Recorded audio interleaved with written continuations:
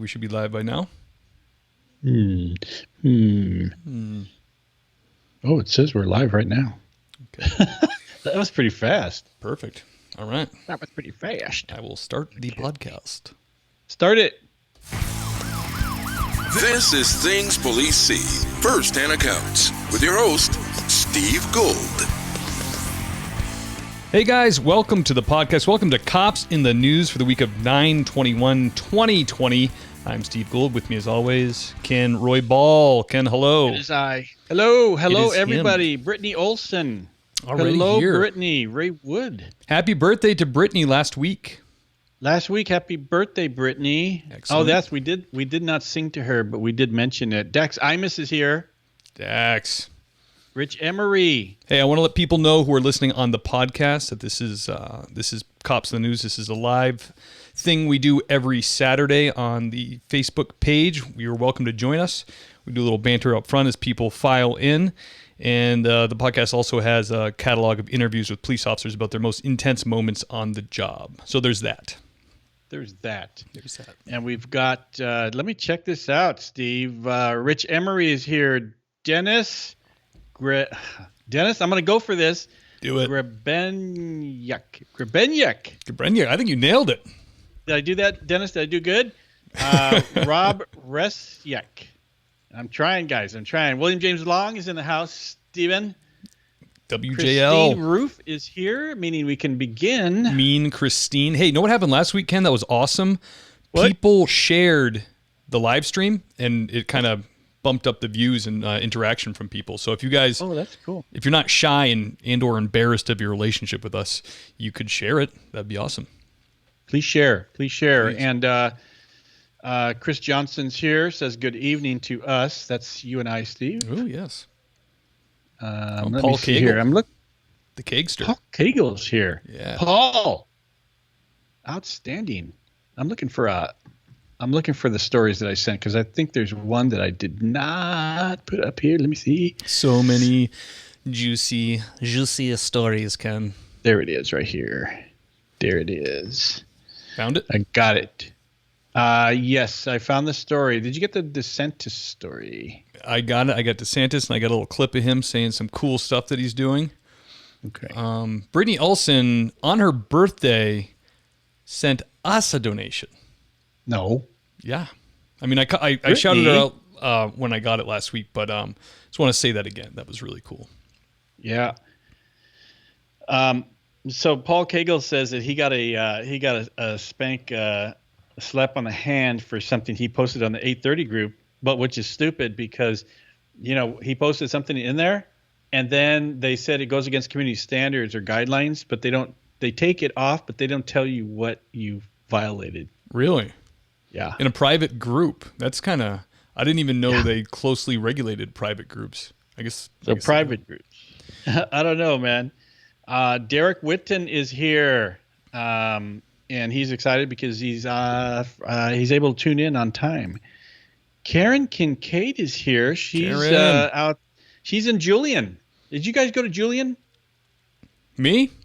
Yeah. I went to Julian on an investigation, and I had to drive all the way up to that. I had no clue, but the whole time it was uphill. I'm like, I feel like I'm going up a mountain. Sure enough, Ken, I was. You get up the top, it's cool up there. We used to ride our motorcycles up to Julian. That was a fun ride. It's that was beautiful. Super cool. It's kind of like a little New England town up there. Steve, I'm going to need you to be on your best behavior because Carrie Gould is here. Oh boy, Carrie Gould. So you guys, if Steve's not as flamboyant as he normally is because Carrie's in the house. She's watching. And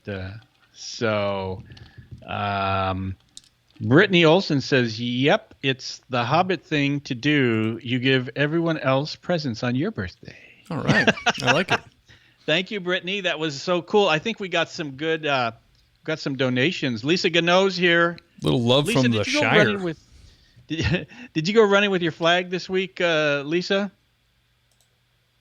I'm kind of curious about that. If she went running with her blue flag. Diane Annie Becker Krishna is here with us. That's Newly retired husband and wife team that moved out of California. Really? Why would you do that? Just because it's on fire and has terrible laws? Because you can't have gas-powered cars by 2035 when I'm already eyeballing my electric scooter. The governor will be on to his next federal job by the time that thing comes up. Oh, yeah. Auntie will take care of him. She'll bring him right into Washington. He'll be all set. Yeah. DeDjango Chang is here. Hey, DeDjango. Judy Hamilton Boucher. Oh, man. She used to watch me when I was little. She's a close friend of the family. Are you kidding? Yeah. Judy's you have to share with us some poopy diaper stories with us, Judy. Christian Renacher. Christian, I messed up your name, man. Sorry, but I do welcome you. Yes, sir. And let's see, who else are we? Stephen Mick is here. Look at all these folks that are coming in, man. I know, it's beautiful. I love it. Ken, the wildfires are, by the work of God, are rescinding from my area now. Are they really? So you don't have the beautiful fires over the hill? Holy cow. All week, it was like every morning we woke up. It was the end of last week. Every morning we woke up, the fire was closer to our house by a couple miles. Like it just coming and coming and coming. It was over 100,000 acres and it just seemingly out of control. And then all of a sudden it's gone up to like 60% containment. So one day there was just a stream of tanker planes, including some from Canada. The ones that actually they go down and get the water and then take off. They like scoop it up and they hammered it for like a couple hours. And I think that's what did it. So thank you for saving me, my home. So that's pretty awesome that you didn't get the fires near your house, though. God is good. It's so cool when your house doesn't catch on fire. I love that. Jesse Meese is here. Jesse, he's starting Police Academy. I believe just before we got on here, I saw a post with a law book, a shiny new law book still in the box. So that's awesome. So I want you to know, Dax Imus just tagged me on the Things Police See page when he knows I'm live. Can't see it. Can't see what he posted. Matt Frazier's here. Thank you, Matt. Matt says great show. We have a very important shout out as well, Ken. We got three very important ones, but at the top of the list is Jose Roman with a very, very generous donation. Thank you, Mr. Roman. Awesome name, by the way. Jose Roman. That's pretty cool. Roman. I like that. Also, we have Josiah Young with a very generous donation. Thank you, sir. And Jonathan, I want to say Jonathan Wayner with a nice donation. So that's so appreciated. That's awesome. Helps pay the bills that come in. And, if anybody feels moved or feels it in their heart to donate to support the show while we're broadcasting, I'll call it out as they come in. So come on, guys. Let's go. All right. Tyler Southall Rash is here. And he says he's catching a live broadcast, and he has oral boards on Monday morning for a department in Virginia. Oh, my gosh. So good luck to you, my friend. Get all your farts out, buddy, because that's going to be pretty nerve-wracking. I hate oral. I hate oral interviews. They just got a quick notification. DeDjango Chang says that the LAPD had an officer shot at today as he left the station in West Valley. Wow. So we'll catch up on that story. Thank you, DeDjango, for that. There was an officer that was shot, and there's actually an officer that was killed in London. He was shot as well, a sergeant. So, let's see here. Spencer O'Hara's here. Matt Frazier. We said hi to Matt. Jim Gibson is here. Jim Gibson. Jimmy. Jesse Meese. Let's see here. Brandon Crawford loves us. I love me some Brandon Crawford. I'm sorry? I love me some Brandon Crawford. He wants to know when you guys are going to do a SoCal meetup, Steve. Come on. Yeah, man. I guess, I don't know. If people show up, I'd be embarrassed if I was just by myself and in and out. Well, you have to eat anyways. Yeah, that's true. And Eduardo Leon says he literally listens to us all day at work. Thank you, Eduardo. Yep. Thank you, Stephen Mick, for letting Dax Imus know I'm live. Don't tease him. Don't distract him. He's going to go off on Facebook. Christian says that he's having a cold one and listening to this podcast is his new tradition. So that's good. Love it. You know what And I'm having, as Ken? always- This is homemade kombucha, mushroom soda. Is that any good? Yeah, it's tasty. And it's got that good stuff with- probiotics. Is it vinegar? Are you not going to go to the bathroom in the middle of the show, right? I wear a diaper now, so it's not even an issue. So you guys You don't know what's going on below my waist. Brandon Crawford says, fear the stash. I was thinking about trimming it today, but then got lazy. So this is my Wyatt Earp OK Corral stash. It's good. Is that cool? I like it. Thank you. You know I do. I'm going to, let's see. Rogelio de la Rosa is here. Rolls off the tongue. He says, unfortunately, this is going to be probably the last time I can watch live for a while. But he's not saying why. Why, Rogelio Wright? You don't leave us like that. You don't say that. Seth Wright is here. Jason Markevich.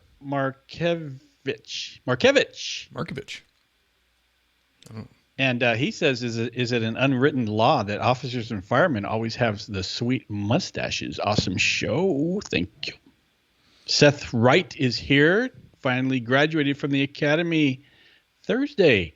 Oh, all right. Cool. Time to kick some hiney. So, you graduate from the academy, Seth, and you're out on patrol now, or what's going on, man? He's got to be trained by the field trainer. William James Long says he got another client from the podcast applicant group today. Thank you guys for hiring William James Long for your investigative pre-background investigative needs. If you want to know what's going on out there in the cyber world and where you're showing up, William James Long is the one, and you can get a hold of us, get a hold of him through us. Yeah, even if you have some extra dough lying around, and you want to know about your neighbor, just get William on it, man. Dig that dirt. Maybe you don't want to know. I don't know. Let's see here.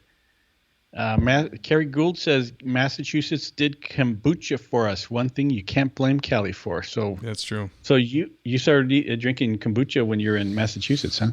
The first time I brewed my own kombucha, Ken, was I think 2015. I got a SCOBY from a like-minded individual in the neighborhood, and I threw it in some black tea and sugar, and it was the rest is history. It was a love match made in heaven. Goodness. Mm-hmm. My old partner is married to Diane Krishna. She's listening. She says, hey, Kenny, Sammy is watching and listening. Sammy and I used to have this thing where we used to go up to people on the street, and we say, what are you doing out here? And they would tell us, we're just standing around, and then we'd say, all right then. That was so fun because we were people of the street, man. Yeah. Good to see you, Sammy. Rogelio says he took a security job to build his resume for the ultimate goal, and he sailed by for 2 months while the building was under construction. And I'm running for super, so I can't slip up after we open tomorrow. So he can't watch live for a while. Alice Morgan Tessay says, hey guys from Madera, California. Anthony Medina says, when are you coming back to San Dimas, Steve? When are you coming back to San Dimas, Steve? That's San Dimas football rules. I don't know. How do you know that I lived in San Dimas, Anthony? Is it Anthony? You lived in San Dimas? Anthony? What? I want this public knowledge in case Anthony does something to me. He's trying to find out where I live. Oh, my. I didn't even know you were in San Dimas, man. Yeah, we lived in San Dimas when we pulled in our trailer. We lived there for a couple months. Oh, you guys are homeless people camping, and we were tents and RVers. You guys you were peeing on the lawn. we are our peers. Yeah. Oh, from our vlog. Yeah. I got it. From the vlog. That's right, you guys. Did you guys know that Steve and Carrie have a Gould's Gaining Ground YouTube where they talk about goats and fences and broken doors and stuff? If you're into homesteading, being self-reliant, raising your own food and freedom, you should probably check out Gould's Gaining Ground because it's got all that. All that and Looks more. Like that. Boom. Look at that. Cool. Gould's Gaining Ground. Yeah. We were building quite a good following, over 7,000, but then we stopped and we got to start again, You can't be starting these things, get people all excited, and take off on them. I know. It actually worked with Things Police See. I did it for like under a year, and I took off, and it took off without me. People were downloading it. You didn't have the Police in the News then either. Well, Police in the News just kicked it up to red. We're redlining now, baby. My gosh, that's cool. You guys ready for some news? Yeah. Man, oh man, oh man. Have I got some news? We're going to go ahead and start the news. And I just got to tell you guys, I got to start with the most embarrassing thing, LAPD again. So we're going to go ahead and get that out of the way because, it's not the biggest story we have. So it's no big deal. Ken, for a while there, LAPD was like 3 out of 5 stories that we were doing. Do you remember that period? Like 6 months ago, they just would not stop. So they've been pretty good too. Yeah. Well, LAPD back in the day, they used to get arrested for grand theft, yachts, murders, burglaries, and things like that. And now they're just getting arrested for stuff that's a little embarrassing. So I don't know. Anyway, so let's start out with this story. LAPD officer charged with on-duty theft at illegal marijuana grow house. Oops. So apparently this officer went to some grow house and there it is. Can you tell what that is? And he's being charged. The guy's name is Luis Mota. And I understand Mota, ironically, is Spanish slang for marijuana. So a guy named Mota stole from a marijuana place. That's weird. I have a clip on this, Ken, if you want it. Please. The LA County DA has now charged a police officer with stealing money from a marijuana grow house employee while executing a search warrant earlier this year. 46-year-old Luis Mota is accused of taking the money from the worker's backpack during the operation in downtown LA. Mota was charged and arrested with second-degree burglary and petty theft. He is set to be arraigned in January. So what's the idea here, Ken? He's figuring I'm taking it from someone who's in trouble, who's a criminal, we're going to arrest anyways, so he's not going to say anything about it, or like or he took it and he got caught by another cop. I want to know the details of this. Like how did he feel like he could do this? Well, it's interesting because this is the second time he got arrested for the same thing. So what happened was this guy's 46 years old, this officer, and you figure at 46, he's got some time under his belt unless he got started a late start. But this happened in January, right? So what happened is he goes into this illegal. They served a search warrant, which I'm guessing he was maybe part of a narco unit because uniform guys usually, unless they're just backing up to have the uniforms there to show that it's cops, usually it's undercover narco people that do these search warrants. So I'm guessing he's part of this narco team. They go in and they serve this search warrant, and he finds the money in a backpack of one of the employees of this place. So he steals the money. The problem is the guy complained about him because there was videotape of him going into the backpack and stealing the money. So stupid. So you know it's bad when you are serving a search warrant on an illegal drug location and the suspect complains about you that you stole his money and you're on video. So they arrested him that day. So fast forward, I don't know what happened between then and now where he was arrested and now they're rearresting him. But they, if he gets convicted, this is 3 years maximum in county jail, they say, but yeah, I think that's a prison sentence. But so January 25th is when he goes to court. Yeah, Django Chang says 18 to 19 years on the job. What is it with these guys? So close. That we just did a story last week about that female officer that had some time on, I think, and she got that overtime thing where she got arrested for the overtime gig. And these are people with time on the job. And I wonder what's going on through their minds that you think you have to go through, there's some money. And how much money, I'm sure the whole proceeds from the whole drug operation are not in a backpack. Yeah, really. They used to say that was like the joke in like police academy. They say if you're going to take a bribe, make sure it's like at least $10 million so it can support you for the rest of your life. Like, it's so stupid, this petty theft. Go for the big one. It's just dumb. Lane Hancock says, good evening from Little Rock, Arkansas. currently listening to us at work. And yeah, Django Chang says he can kiss his pension goodbye because it is correct. You said he was arrested twice, Ken? He was arrested twice. He was arrested that very same day that he was caught on videotape and the guy complained. Yeah. And now they rearrested him. Oh. So that's weird. Maybe they found other stuff. They're not really saying what the deal with that is. But yeah, I don't know. LAPD lately with these arrests that they're doing, they're older people, they're older officers that have some time on the job. Oh, this one from last week where we talked about where she did the overtime thing where she was stealing overtime money. Oh yeah. I think she had just 8 years left to go to get retired. And if this guy's got 18, 19 years on the job, he's got like 1 year before he can just cash out, get out of there and take a pension when he's 55. And he blows it all for what was in some backpack. What a dingus. My goodness. Yeah. Brandon Crawford, I got your message. Go ahead and PM me. That's fine.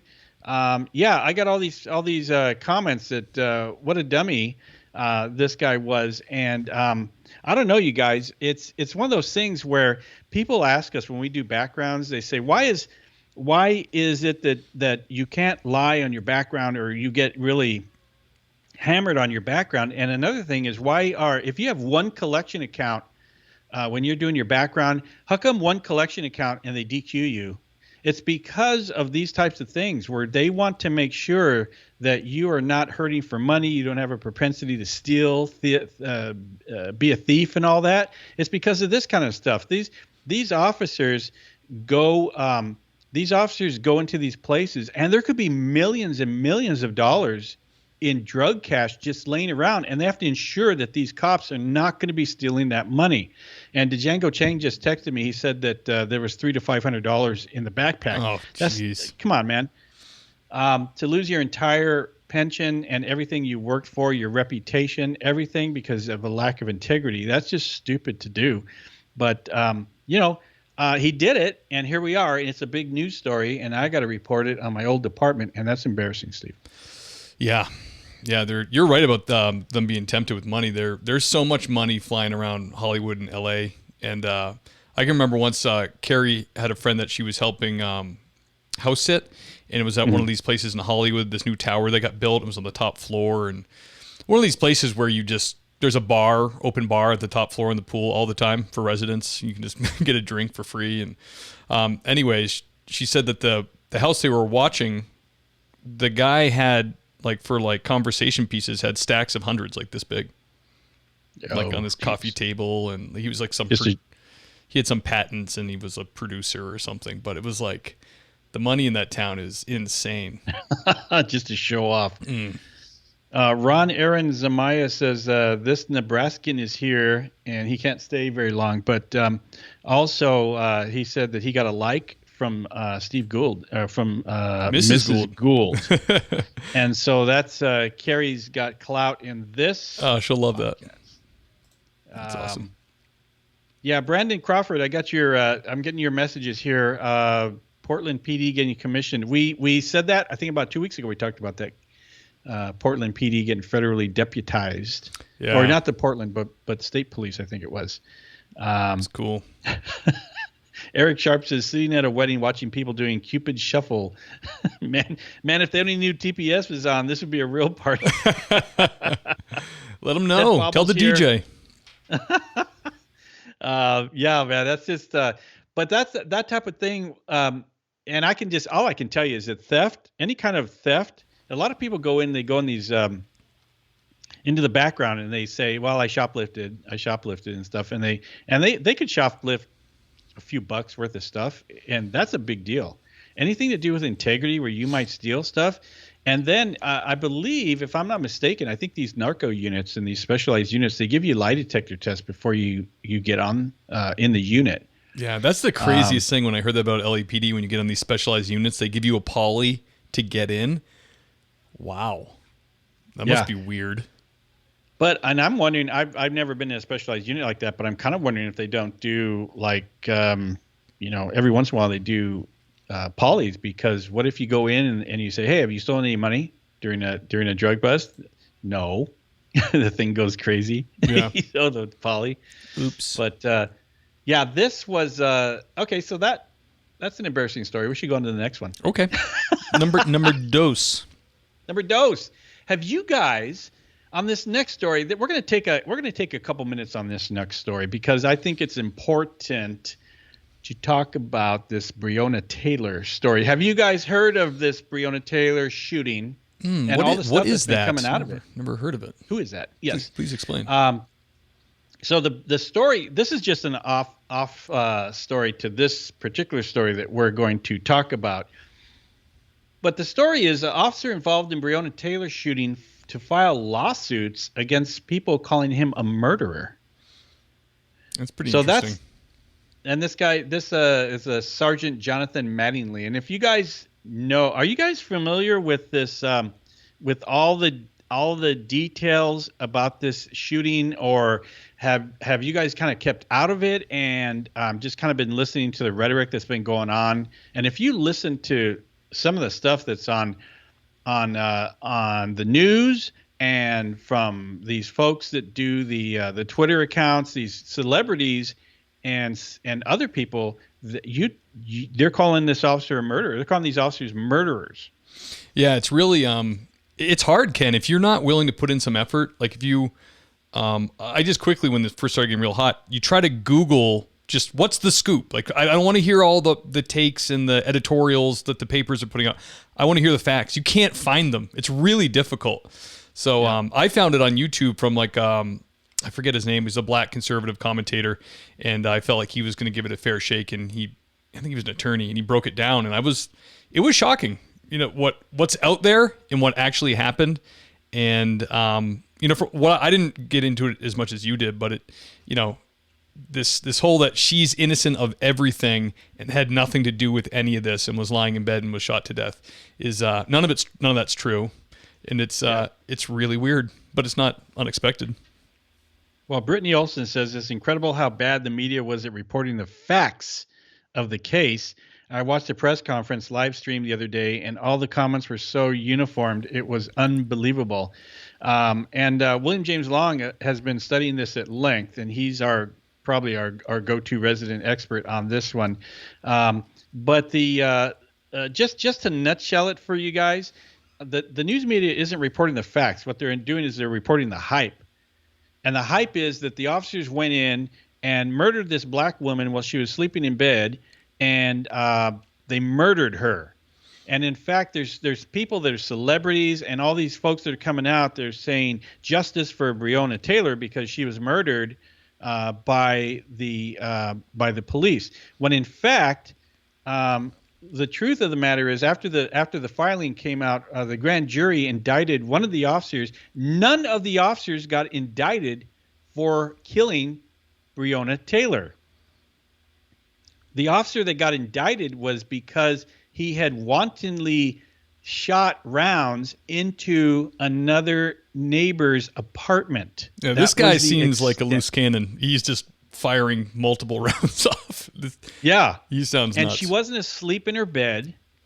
She was up watching TV with Kenneth, her boyfriend. The cops did knock on the door because one of the neighbors came out and said that, hey, what's all the noise? So we know from an independent witness that the officers did knock. This guy, Kenneth, her boyfriend, starts shooting out because someone's breaking into his house. He doesn't know who it is. So he's shooting out. They shoot back. One of the officers got shot in the leg. So they're shooting back. She gets dead, but that's not murder. Right.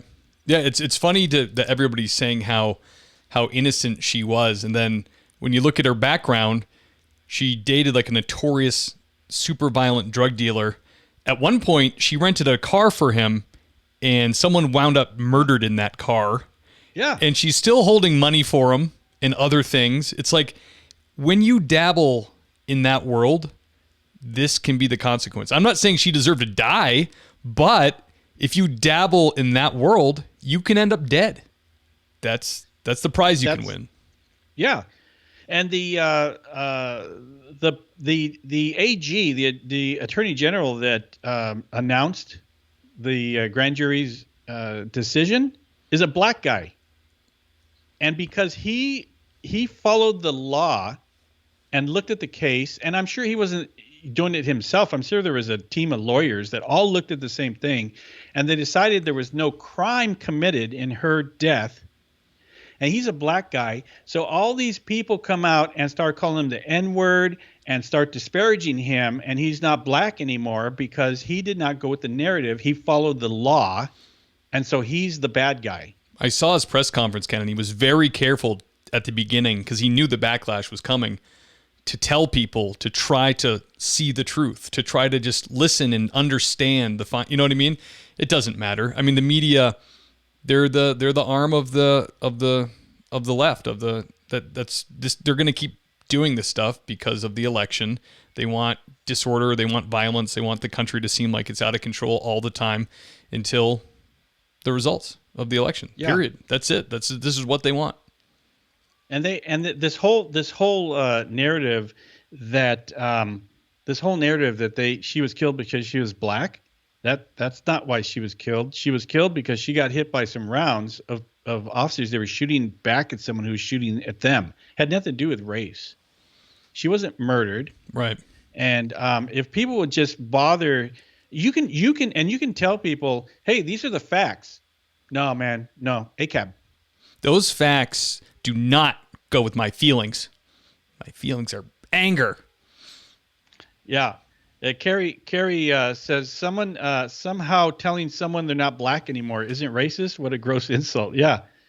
Exactly. So this whole thing, you guys, if you know anybody that is just lost on this case and they're just wrapped up in the BLM narrative and all this stuff that she was murdered by the cops because she was black, steer them to the facts. I don't think they're going to listen to you, but because it doesn't get anybody excited to know that, there was no crime. Oh, okay. No. And Ben Shapiro had this big thing out on one of his YouTube channels. He goes, justice for what? What is it you're asking justice for? Yeah. And the whole thing was that, whether you agree with the warrant service or any of that stuff, the fact remains that there was enough evidence to serve a search warrant at her apartment that had her name on the warrant. And there was enough evidence to do that for a judge. Yeah. They said it was like one of 4 warrants. They did all at the same time that night. There was multiple. Yeah. And so the only thing is that her boyfriend started. I think his name's Kenneth Miller. He was shooting at the cops. And if you get shot at while you're serving a search warrant, you're going to shoot back. Did they need to shoot 30 rounds? I don't know. I wasn't there. Right. But she got caught by, I think, 6 of them or whatever, and she's in the wrong place at the wrong time. She was hanging out with a guy who was alleged to be involved in drugs, and the whole thing with her. But it wasn't a murder, man. It wasn't. And there wasn't a crime involved in her death. That's why nobody got charged with her death. It was righteous. Yep. And so, try steering people down to the facts. That's not going to happen. Yeah, and a grand jury, they say they can indict a ham sandwich. So if they're not indicting, then they had nothing. And you know what I fear at the end of this thing, where they was the guy shooting indiscriminately? Was everybody shooting into the apartment, and this one officer was like off to the right and shooting the wrong direction? Or what is with that? I don't know, man. How can he be shooting the completely opposite direction of everybody else? Nobody else got indicted for the same thing, and this guy's just going, "Oh, here's an open space. Let me shoot to the right." I don't know what's up with that. He's like, "I don't know what happened. I was shooting right for them." I don't know, man. And so he got charged. I'm sure maybe he was a sacrificial lamb. I don't know, but he got charged with this, and will he get convicted of it? Who knows? But either way, what's going to happen? This is what's going to happen, Steve. If they convict him, and the people want the death penalty, that's not going to happen. He probably won't get the time, justice for Breonna, because he's not getting the sentence they want, and they're going to riot. Or he's going to be acquitted, and they're going to riot. So Either way, stand by. Take your pick. Brandon Crawford says, if Ken was still working, his stash would end this all. Agreed. But you're being very selfish with your stash, Ken. Keeping it Maybe retired. I should just fly over there and just show up. Do it. As long as you're back by next Saturday. Thank you very much. And Christine says, Brandon, he's retired. Mustache isn't. The mustache is always on the job, guys. Yeah, so try to catch up on here because comments about Jim Gibson says the grand jury found based on the evidence. And you know what, Steve? Here's a big word. This is too big for some people. Evidence. You need evidence. Because the police were executing a warrant and fired back in self-defense. That's another one, self-defense. They had no choice but to find the way they did as far as filing the charges. That is correct. That's 100% correct, Jim. There was not enough evidence to justify filing charges against the other 3 officers. But those are facts, and we really, people don't really deal in that realm, correct?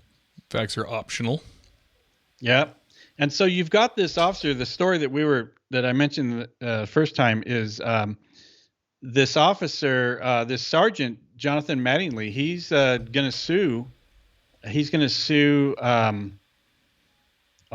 He says these people who are saying he's a murderer, and I think that he probably has a right to do that.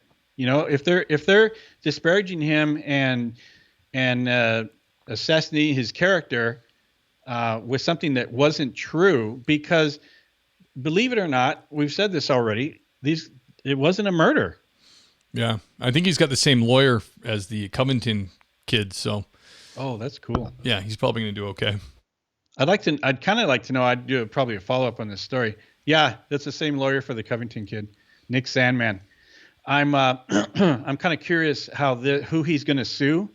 I'd like to see him start suing. Wouldn't it be funny if he sued all the people Nick Covington sued, and then CNN had to pay up again? Oh man, it'd be so awesome. Because you can't use. You know what happened to journalism where they dealt in facts, and you can't just use words like murderer on national TV because it hypes people up and everybody's using that word, so you use it. You're supposed to be a journalist. Yeah, journalistic integrity. Journalistic integrity. That's the truth. So that's that story. But this, we could spend probably a couple of hours just talking about this whole Breonna Taylor thing, but we'd be dealing in facts. And this podcast wouldn't be popular because we don't support the whole BLM narrative that she was murdered. So that, they'd get mad at us for that. We're going to keep our audience small and conservative. That's okay with us. Hey, just received a donation from none other than Jason Markovich. Thank you, sir. All right. Gentleman Thank you, and a Jason. scholar. Yay. Our next story, Steve, is this. This next story is stupid because this whole professional sports thing and everything that goes along with that. We talked about this last time. NFL, NBA, WNBA, soccer, baseball, all these sports leagues. And now here we have some guy. I never heard of him, but I imagine if you're into sports that you might know this guy, ESPN's Mark Jones. There he is. Here's Mr. Jones right there. He says he's going to refuse police protection Saturday for his own safety. And so I'll read. Here's his tweet. Saturday at my football game, I'll tell the police officer on duty to protect me. He can just take the day off for real. I'd rather not have the officer shoot me because he feared for his life because of my black skin or other dumb ish. I'm not signing my own death certificate 100. So this guy's been virtue signaling little Sally. So pathetic. For years, this guy's been around for like 11, 12 years. He's a commentator for football, and something else on ESPN. So they have tweets of him with pictures with police officers and him talking about police officers, how awesome they are, and he's thankful for the cops and all that. And then all of a sudden 2020 happens. And he says that he doesn't want the police protecting him because he doesn't want to be murdered by the cops. Man, all those years they protected him, he's lucky he didn't get murdered. Yeah, because he's lucky they didn't murder him, Steve. Yeah. Because if you're a Look high-profile ESPN announcer with police protection, you're in danger of being murdered by those very same cops because of your skin color. It's really great he's speaking out and just really shedding some light on this subject. Cops are just, they're walking around with no accountability, murdering people. I mean, when are we going to do something about it? Thank goodness for this man. He's a hero and he's brave. Yeah. He's brave. And that's interesting. So I don't know if you guys know this guy, but what a knucklehead to say something so stupid. And then all those years and those photos with him of cops and him telling how great the cops are and stuff, all of a sudden he goes in the corner and pouts and wants to virtue signal and say that he doesn't want to sign his own death certificate. What is it? No, his own death warrant. Yeah. His own, yeah. He said ish. What is he, like an 18-year-old girl? Ish. Oh my gosh. So I don't understand this. And he said something a few years ago that he loved having the police escort because he gets to bypass traffic. This is a few years back. I'm like, what? Why is he getting police protection in the first place? What's up with that? Is he talking about off-duty guys? I don't know. I mean, I know like sports guys, like head coaches and stuff usually have troopers assigned to them, but I've never heard of like an ESPN anchor dude having all these police escorts. Yeah, I'm kind of confused. I would think it's not uniform guys because that would be weird. And they're escorting him because someone wants to kill him, and so he's needed all these years of police escort. But now turns out it was the police the whole time. Yeah, that's all off the table, Steve, because it's the police who could murder him, and he doesn't want that. Well, he could get himself a violence interrupter, and then problem solved. Then the police would be interrupted from killing him. Mm-hmm.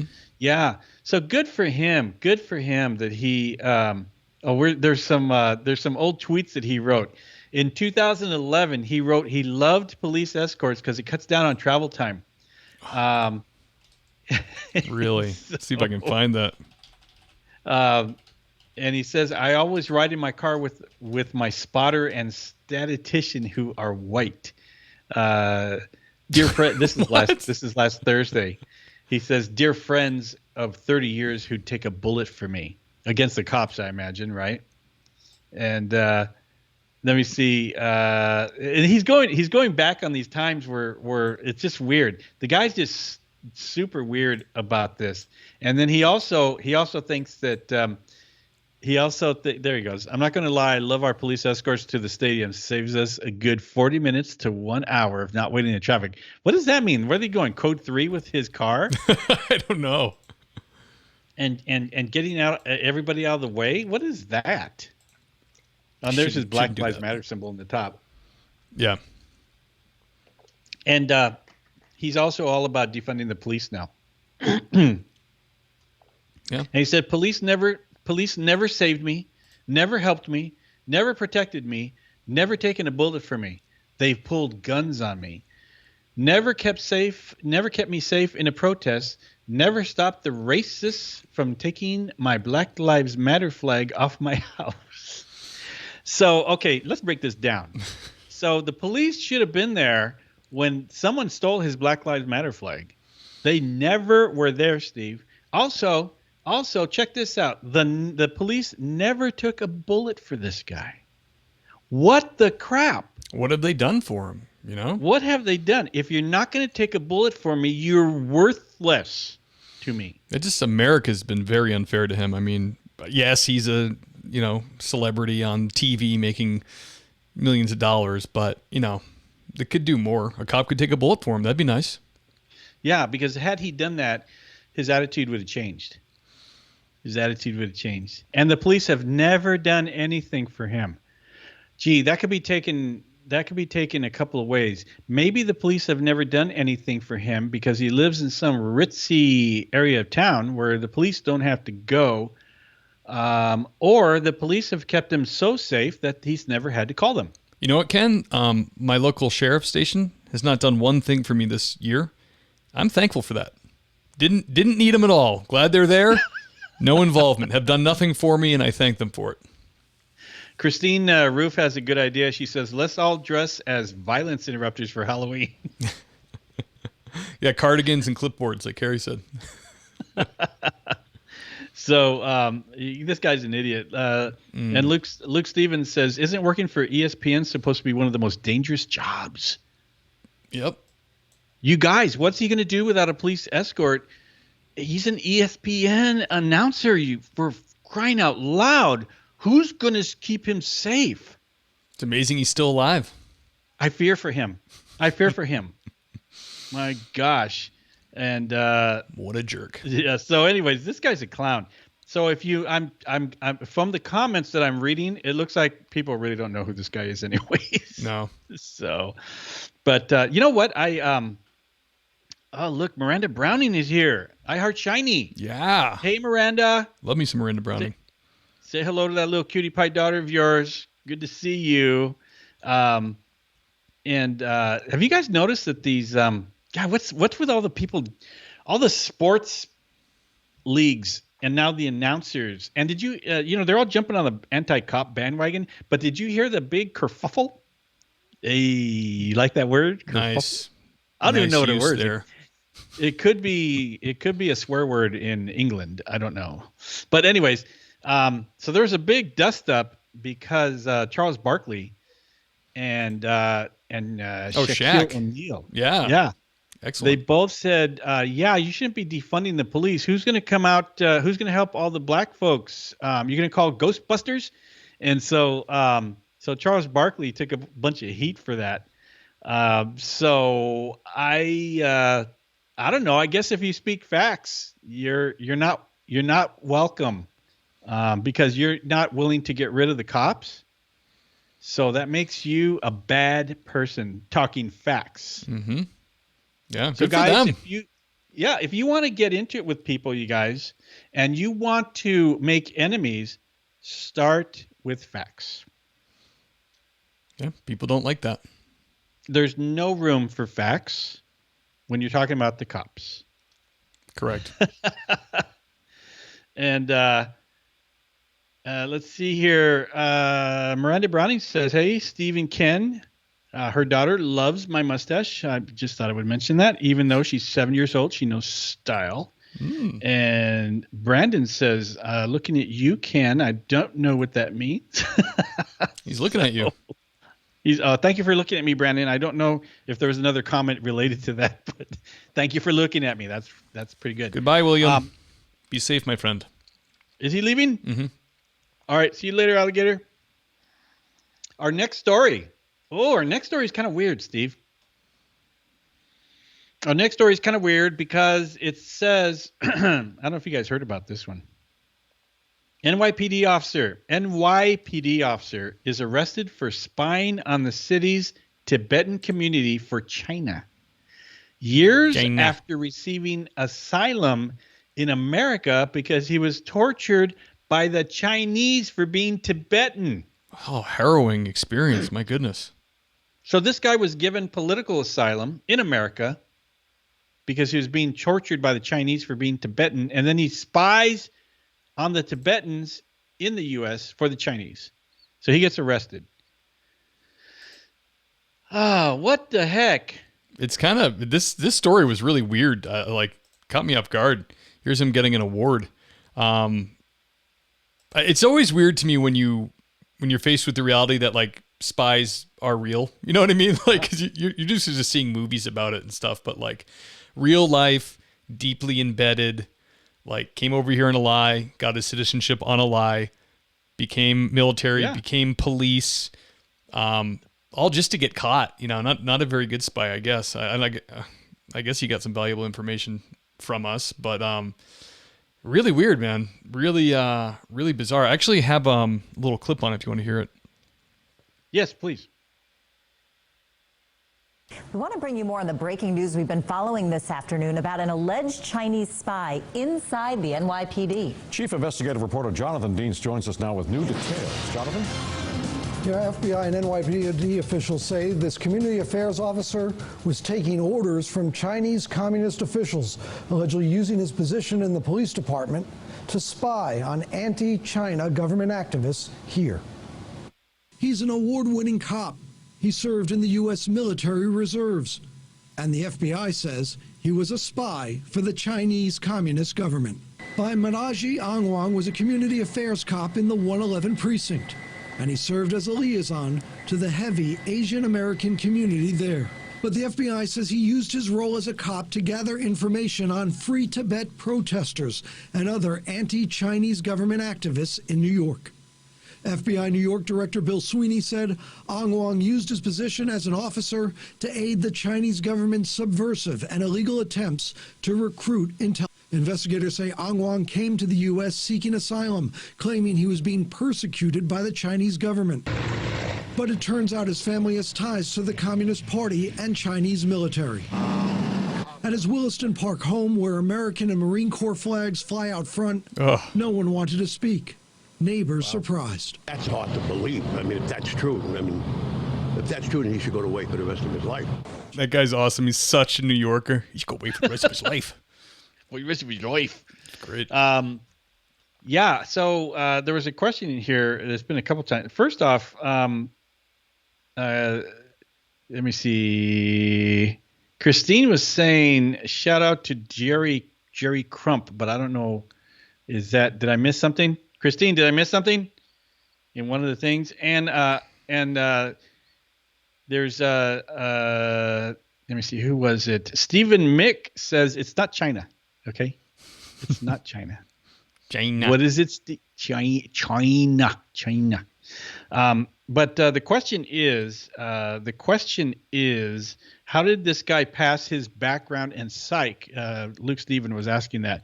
Well, I mean, if there's nothing in your background, one of the things about out of country backgrounds, they're kind of difficult to do. And if you were to if this guy came in and he was a legit spy from the get go, like some plant, and they faked all his stuff, and so it was just difficult to make contact in China with some of this stuff, and it would look like it just was a generic background. It would be kind of easy, wouldn't you say, Steve, to just fake stuff? Yeah.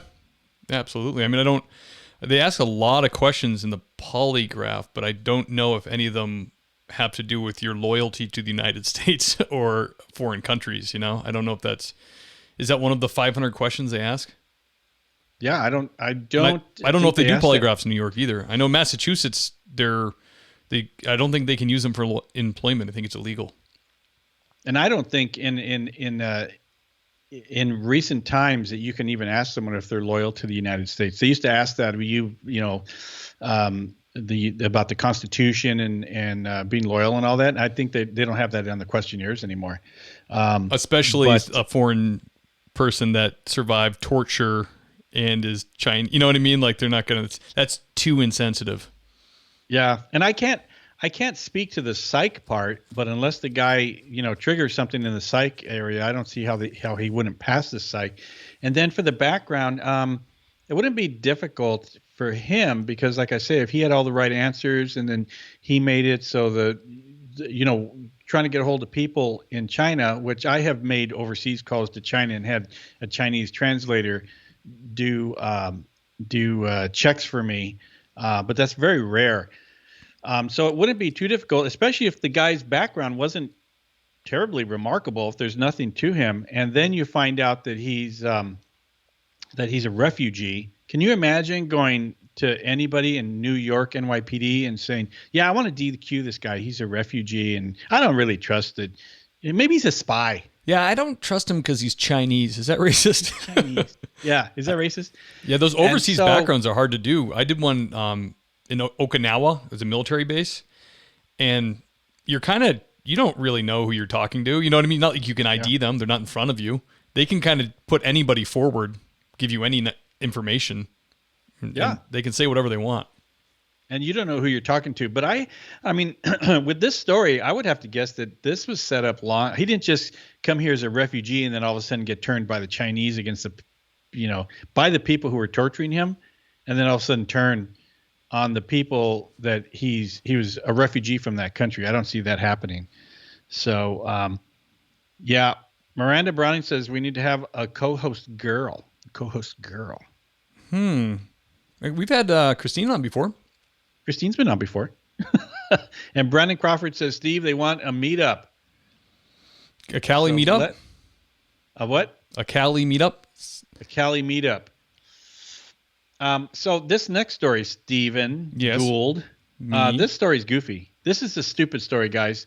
This is the stuff that they are focusing on. You know, all these riots and things like that are not important. They're not important. What is important is that this new bill by Tammy Duckworth, who's a U.S. Senator, this new bill would prohibit most federal agents from ever wearing camouflage again. And what's funny about the stupid thing about this, you guys, listen to this, the name of this bill.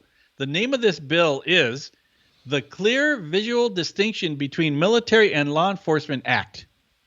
Wow. The Clear Visual Distinction Between Military and Law Enforcement Act. So you've got these guys who are feds. They're coming out here to Portland and all these places and protecting federal buildings and stuff like that.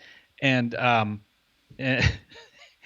they are if you can't tell if they're cops or they're soldiers, then we need a crime bill to stop that. It's not. Don't worry about the part where people are destroying the city, destroying federal property. Worry about what kind of uniforms these federal agents are wearing. Their costumes are offensive to me. They're a lot offensive. of police SWAT teams and emergency response teams wear camo and OD green. So are they going to still be allowed to do that? Well, apparently the feds don't have any say-so over that. So I don't think that's their jurisdiction, but she thinks I don't know. I would just assume that the federal, when you see somebody looking like SWAT, I'm assuming they're law enforcement of some kind. What do I care how they're dressed? But this is important. This is the big deal. This is the big deal to Tammy Duckworth. Where is she from anyways? Where is she from? I don't even know. So they're going to make them wear black, I guess? So, yeah, I guess you could wear a black outfit, but I don't see what the big deal is on this. I think it's the stupidest thing ever. I kind of understand I understand the idea behind it. People don't want to feel like the military's occupying cities, running around, but I agree with you. It doesn't insult my sensibilities, but I get what she's saying. Like, that harkens back to like military presence on American soil. You know what I mean? Like, people don't like that, but usually it's not coming from her political party. Usually it's more like a libertarian thing. Yeah, but I mean, so what happens then when you have to activate the National Guard? Well, then that is the military. Then they're there. That is the military. Yeah. And so this whole Luke Stevens says Tammy Duckworthless as opposed to Tammy Duckworth. Dorkworthless. Duckworthless. So as opposed to, are people confusing these two groups, and so they have to have a law that says you cannot wear camos? So like you say, what are they going to wear? What do you guys think that these federal agents should wear? Should they wear just all plain black? Can they wear OD green with no like squiggly camo thingies? Yeah. What if it's not camo? Even if somebody comes out in some kind of uniform, are you going to know who they are? How are you going to know who they are? Why? And this federal agency, who are they specifically talking about? Is this when Border Patrol came in? It was when the federal agents went to Portland. And that's what they have. The Border Patrol guys have camo because of that's what they have for when they work on the border. Yeah. So that's their uniform. Yeah, so they're just wearing their uniform. So I just think that's That's kind of lame on their part. But I mean, if they want to, why don't they come out with a law that has to do with rioting and looting and burning? Why don't they have a law against that and beef up that stuff? Or how about they enforce those laws? Christine said birthday suits. How dare you? Christine is leaving, Ken. She's going to her niece's birthday party. Oh, that's see you, Christine. Bye, Thank Christine. you so much. Thank you. Luke Stevens says they should have tactical onesies. Yeah, Speedos.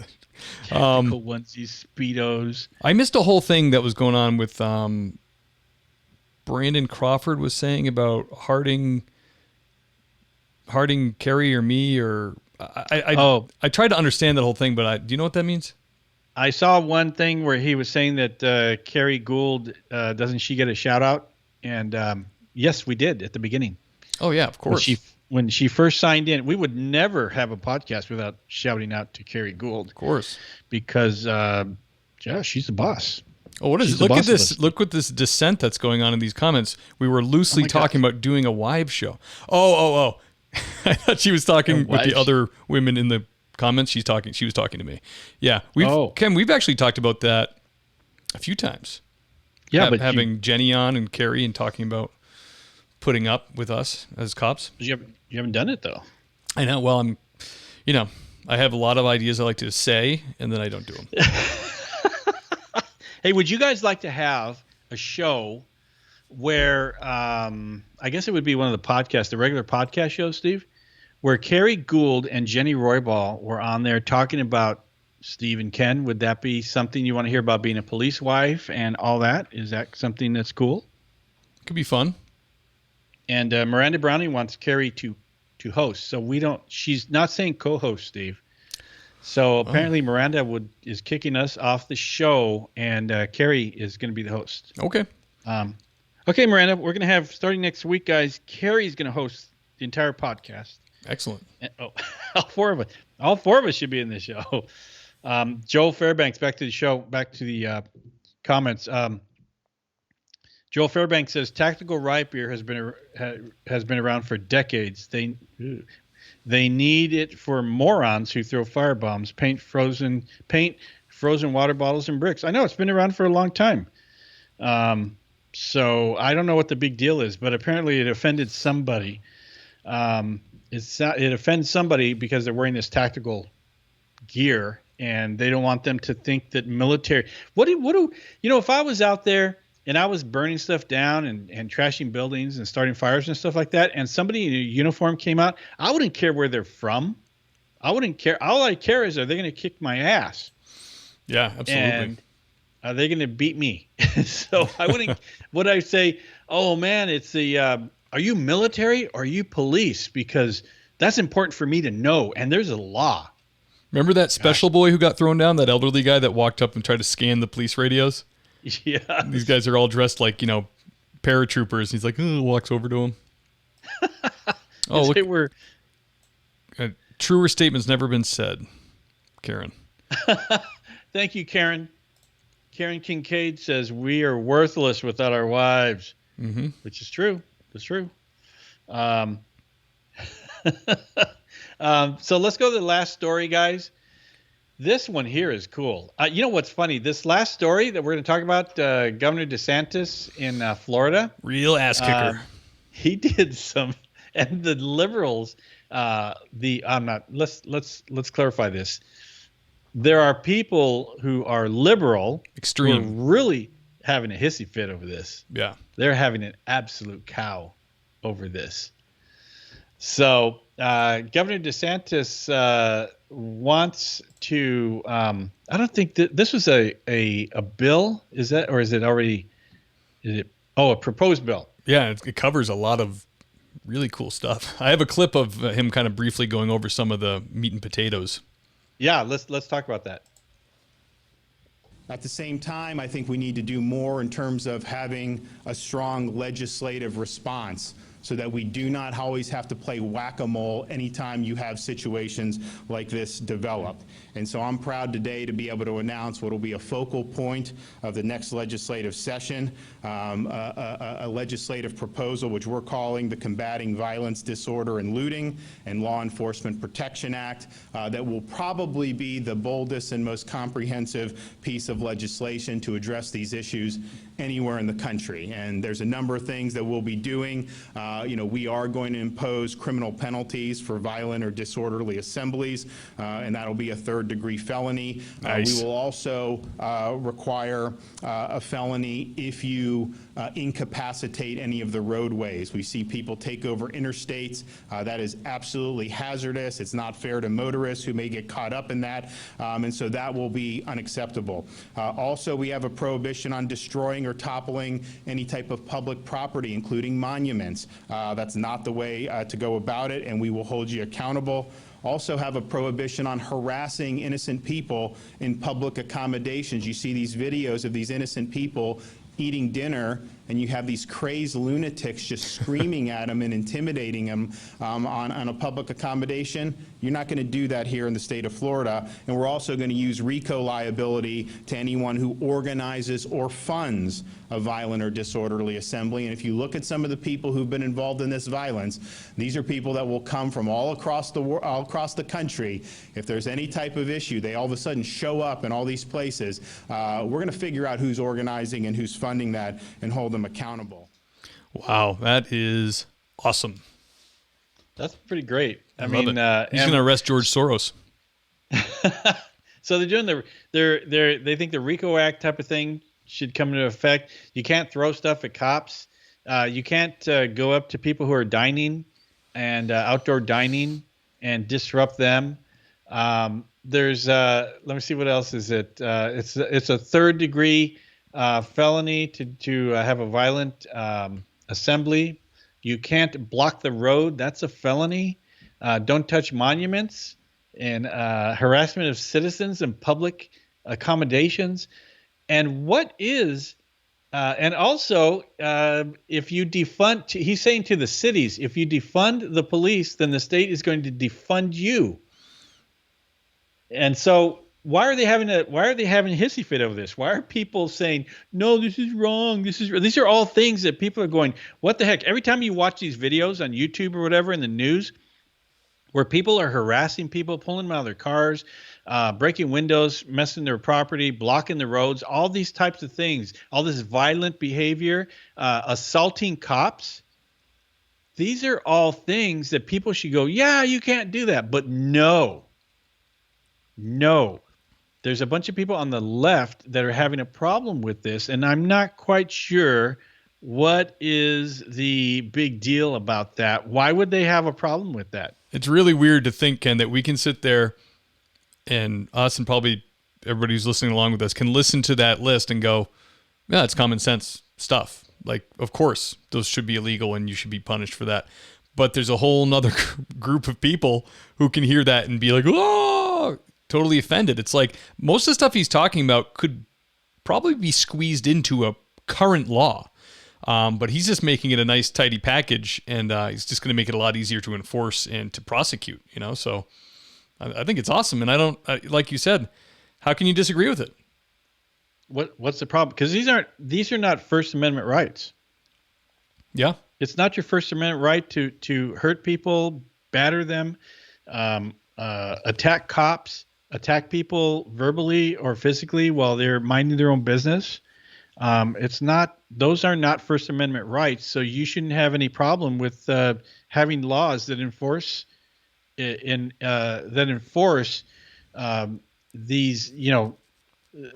statutes that they come up with and they sign into law and arrest people for them. Right. There shouldn't be any problem with that at all. What's the big deal?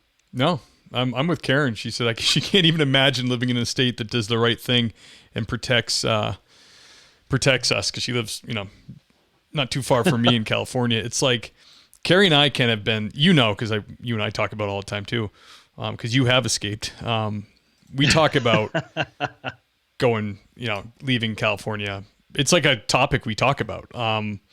we're leaving. Like we have one foot out the state, but we came out here, we towed out here in 2016 when we landed. Trump won, and since then we've seen California go. Just people lost their damn minds and they never got them back.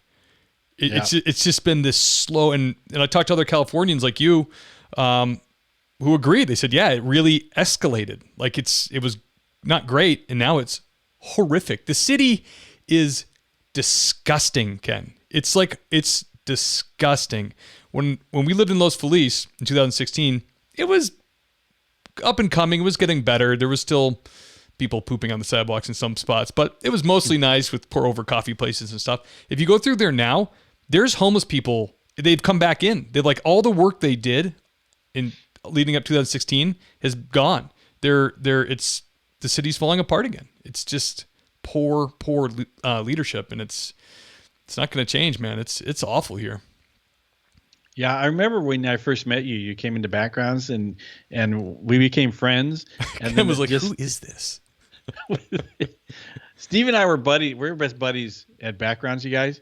And then, like within 2 years, I'm going, "Bye, Steve.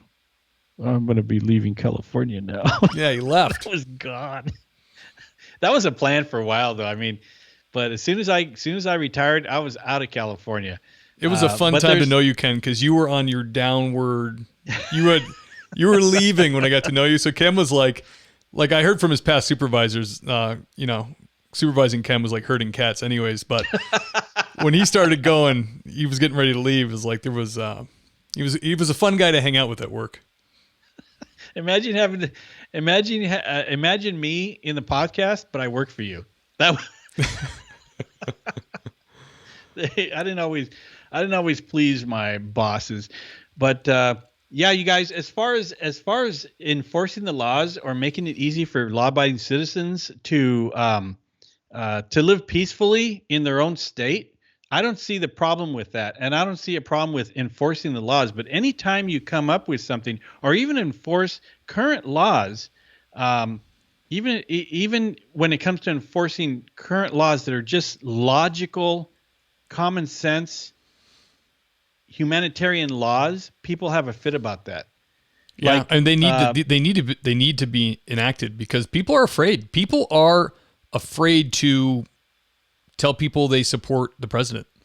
People are afraid to put a blue line flag up. Like, people are legitimate, like good people who have good values and a good moral compass they're afraid of these wingnuts because they see what can happen, and if your state's not doing anything to stop it, why shouldn't you be afraid? At least DeSantis is, lining these guys up to do their job. And man, you don't screw around with Florida sheriffs. We've seen that so many times. These guys do not screw around. They can't wait. They're like part of the problem with these people. They're having issues with this law. They're saying that that DeSantis is like parodying Trump and he's kissing up to Trump and all this kind of stuff. That's got nothing to do with that. It has to do with common sense that you don't get to do certain things to people who are minding their own business, and there should be a law against it. And there generally is, but because you want to make a law about it, I don't have a problem with that. I think it's fine. And the alternative is for people to really get fed up and start beating the crap out of these people that are harassing them. That's the alternative, because you cannot. There's a video of an LAPD officer like 2 days ago where they are literally, there's three guys. This is a black officer on the steps of LAPD headquarters. They are literally belittling him and everything, calling him all kinds of names, saying he's not black, calling him the N-word. Oh yeah, that was terrible. This is a black police officer that they're calling the N-word because he's standing at a position where he's assigned by the police department. But the fact that he's a police officer no longer makes him black, and he gets called names by people. It's awful. And they are right in front of his face. And for me, I don't think that should be legal. You shouldn't be able to invade someone's space that close, especially a police officer. That's an officer safety issue. But the fact that they're allowed to do this and nobody says anything or does anything, That means that you could do that to anybody. You can get into anybody's face. Like if you and your family, Steve, are eating at a restaurant, and me and my friends, do I have to be protesting to do this? Can I just go in there and say, I don't like redheads, and I can just get in your face? Yeah, I can get in your face in a public restaurant and harass you and belittle you. Yeah. Can I do that? Yeah. Evidently, California, you probably could be fine. So, and if you got up and you said, I'm going to protect my family, get away, and you said, get away from me, and you kind of shoved them a little bit, and then the fight's on, do you go to jail? Yeah. Because they were just peacefully protesting your redheadness. Mm-hmm. And then you protect your family. Now you go to jail. That's why they need laws like this. Absolutely. Brandon Crawford says, Ken and Steve, I want to be a cop after 11 years active duty military. Good for you, man. That's a good start. That's great on the resume. Yeah, good for you, Brandon. Get a hold of me for your background stuff. Be happy to give you an assistance on that. Miranda Browning says, it's really beautiful in California. I live in a farming part of California, roughly 3 hours north of Los Angeles. Brandon's in San Diego. And Brandon again is asking, you know what? You're going to have to give Brandon a meetup because he's asking about it again. He says you and Carrie can do a meetup. You have to put something together, have a little meetup. Yep. Brittany Olson says, did you see a story of Trump supporters who had their garage and vehicles set on fire while they and their children were in the house? That sounds familiar. Maybe it was a couple of weeks ago or something like that. Yeah, I can't watch these stories. When I read the headline, I'm like, it's just not good for my state of mind. It gets under your skin and you keep thinking about it, you know? Oh, it's terrible. I mean, no, Brittany, I recall seeing that, but I don't remember the exact circumstances. Brandon is very active tonight, Steve. a lot of writing from you, Brandon. A lot of questions. Ken, do you have your prices online? I do. I think I do, but I have to update them. He says, I would love to use you. I think between the both of you, I can learn so much. This is true. Who's laughing at that comment? Who laughed at that comment? How dare you? Brittany Olsen said I have a shocked Pikachu face. Oh, because your hair? Probably. Brittany, I probably I look like some kind of Pikachu, I guess. Pikachu. It's so cute. So basically, that's the news stories. We can get into discussions here, you guys, if you want. Do you have any questions about anything we talked about anything at all? Because now is the time. Shoot them out there. Give us your questions, guys, about any of the stories, about anything. Brandon loves us. He probably loves me a little bit more than you, Steve, but that goes without saying. Well, Ken's a man that can help you. I just look good, you know. I've been doing this for a little while, so I know about backgrounds. Hit me up on my website, Brandon, and we'll talk about that. Chris Johnson says, have either of you seen the cam footage of the Tulsa officer shooting? It's horrible to watch, but I can't think of anything they could have done differently. Curious on your opinions. I for some reason that doesn't ring a bell. The Tulsa officer, was that the officer did an officer get killed in that one? I don't know. Yeah, I heard about it or saw it. I think maybe Christine posted about it, but I didn't watch. Like I said, sometimes I avoid watching those videos because they're, they get to me. Yeah, Chris, we apologize. We're not familiar with it exactly, but I'm sure we would have seen the headlines or something like that. I think it was pretty recent. Miranda Browning has a question for Steve. How do you guys think the debate will go this coming week? Oh, I totally forgot it was even this week. I'm super pumped to watch it. It's gonna be hilarious. I'd like to watch it. It's gonna be brutal. If Joe Biden doesn't have a teleprompter or someone feeding him information, that will be. I think that the first half he comes off with some answers, but then he starts to trail off. Nothing against him, but I don't know how he'll do live. He said, wasn't he trying to do the Pledge of Allegiance and he kind of forgot the words or something recently? This is what's going to happen, Ken, because he's been hiding because of COVID, and he's got that little excuse. And now when he's speaking publicly, he's surrounded by his yes men. So, like you said, when he trails off and kind of just, I've never seen anything like it. I've never seen a politician be giving a speech, trail off and say something like, I shouldn't go there. I'm not going to say that now. That's going to get me in trouble. Stop and go onto a whole different subject, or just kind of trail off. They've been leaving him alone, and they just kind of, let him finish his speech. Trump's not going to do that. Trump's going to be all over him. He's going to be like, are you having a problem? Are you having a senior problem? That's his style. The guy's brazen in a lot of ways. A lot of people think he's rude and over the top, but this is one of his skills. He's good at this, and that's what he's going to do. He's going to clobber him. It's going to be horrific. Yeah, Miranda, I don't think it's going to be pretty to watch the debate, and I'm kind of curious how. Honestly, this will be probably the first time, besides the primary debates when they first came out, and he had some goofy moments there, but he seems to be a little bit more goofy recently, and so I think the debates are going to be interesting to watch.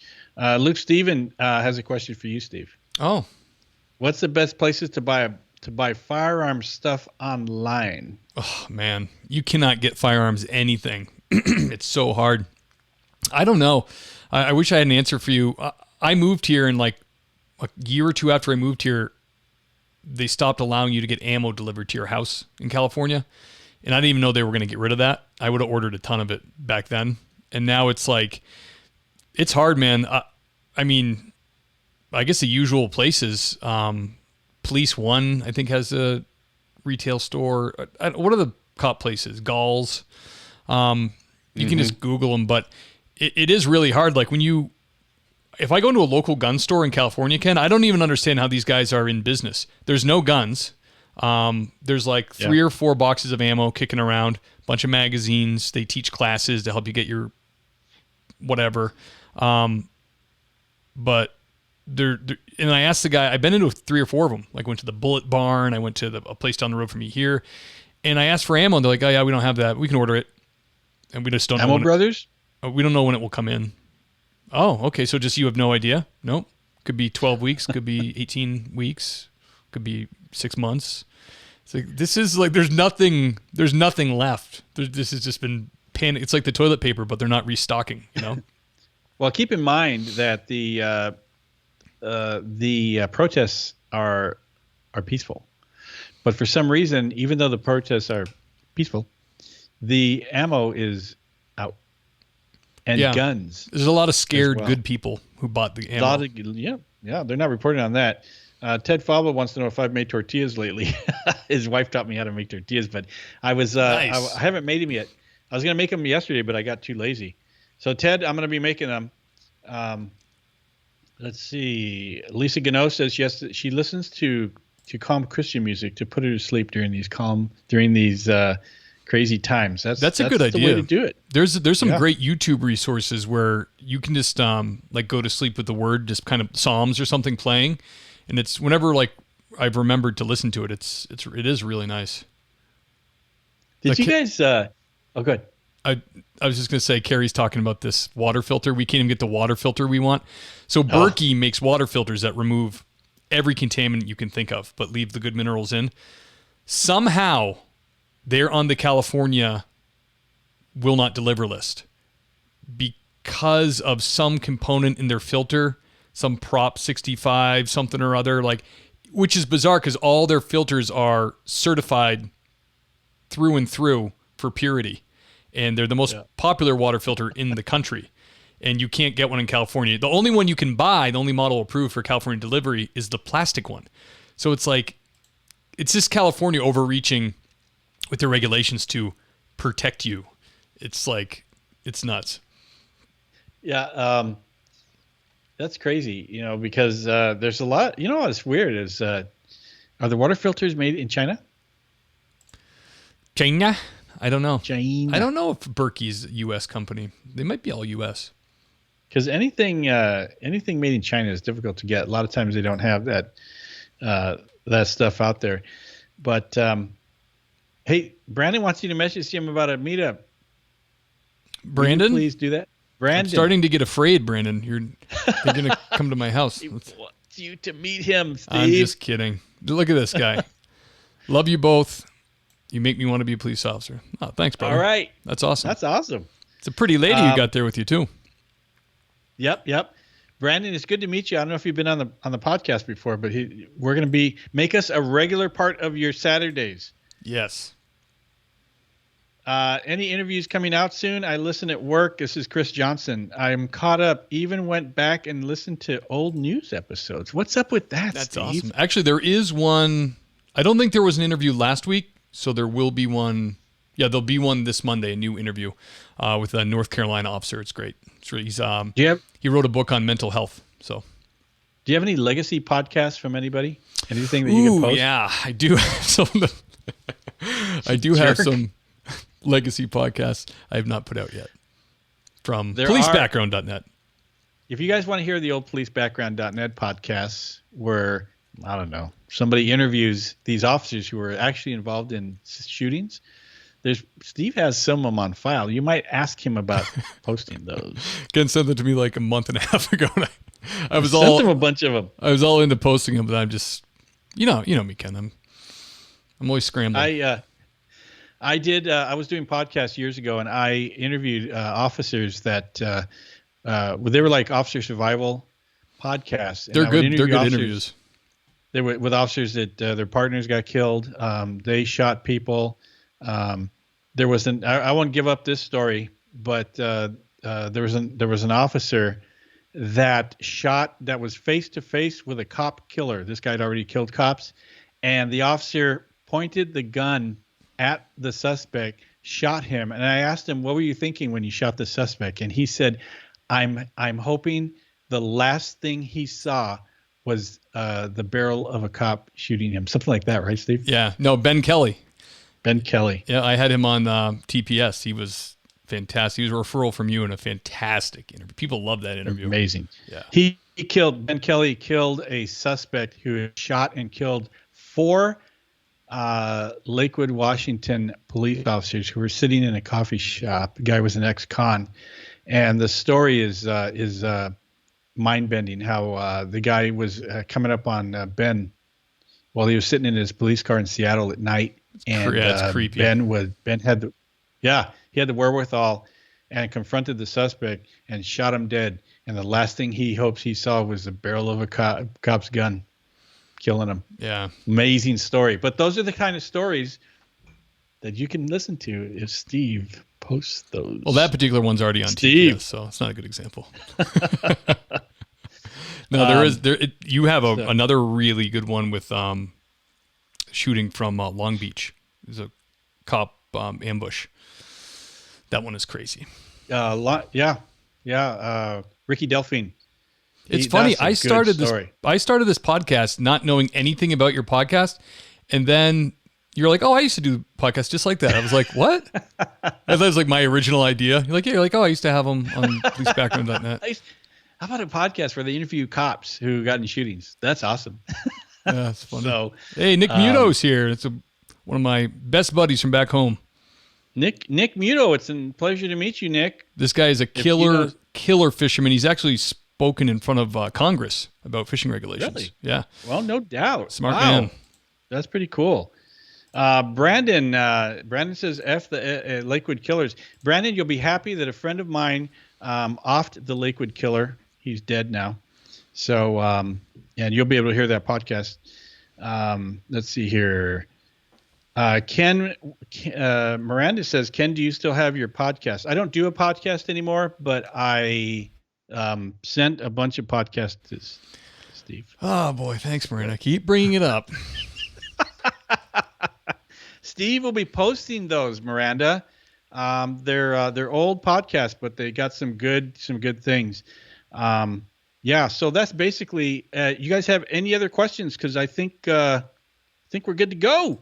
Yeah, brother. Thank you, Ken. Thank you for bringing the news, bringing the heat as always. And if you're out there and you want to be a police officer, Ken's inspired you to do so. It's not a bad idea to hire Ken to take a look at your application before you make yourself look stupid in front of a background investigator. So that's ken@policebackground.net. They can email him there, or you can go to the website and get a hold of him there, or even on the TPS website, thingspolicec.com, down the bottom, there's a link to Ken's website as well. So I would urge you to do that. I want to give a shout out to William J. Long Investigations. If you need to know any amount of information about yourself, or you want to go in, armed with what they're going to see or what might pop up, William's a great resource for that. Or if you just want to know more about your weird neighbor who never goes outside and you think sleeps under his front porch, he could do that for you. And if you want to be a guest on TPS, or you know somebody who should be, I would urge you to go to thingspolicec.com, scroll down to click Be a Guest, and fill out the form real quickly, and I will get back to you expressly. And if you love the show and you want to show your support, we are listener-funded 100%. We appreciate everything, all the contributions we get. You can do that from the website, thingspolicec.com as well. And that's all I got, Ken. Anything else? Yeah, and if you're interested in a background consultation with me, I have to talk to Steve a little bit more. But I'm going to probably be doing a price increase. And I was talking to Luke Steven. You should, because it's yesterday. ridiculously He says, cheap. You're charging too low. So we told you were charging too little, and you raised it by $20. I was like, I'm thinking raise it by $150. I'm going to do a price increase after the first of the year sometime. And so you might want to get on that. Also, if we have stories for the podcast, we're sorry. If anybody's sending stories for the podcast, we're sorry that we can't include everybody's. There's just so many stories out there. We have to kind of we have to choose which ones, and not all the stories make it. So if you do get stories, please keep sending them to us. We'll get you in there. We'll give you a shout out if we use one of your stories, and send those to ken@policebackground.net. I get all the emails for the new stories for the week at that email address. So go ahead and please go ahead and send those to me. At any rate, I appreciate everybody coming in. Thank you guys for all showing up. Yeah, thank you guys. We love you as always. And I hope you join us next week, and look out for the interview that will drop on Monday. Talk to you guys later. Thank you. Bye-bye. Bye. Bye.